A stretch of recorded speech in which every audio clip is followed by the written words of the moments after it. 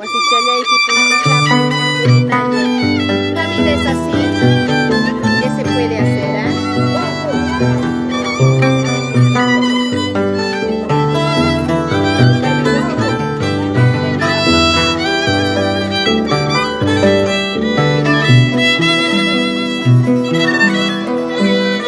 Ahora vamos a ir a su otra casa.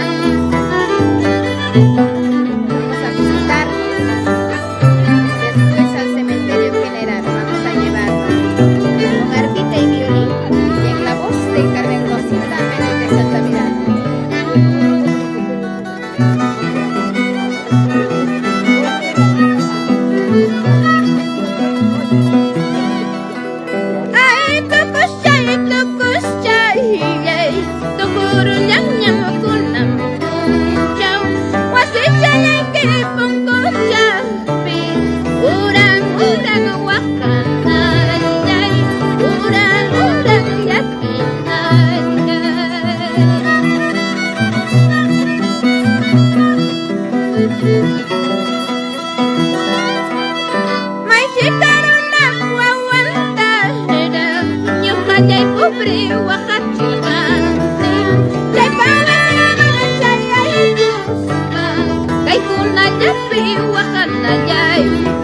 Kay kuna yapin yakin na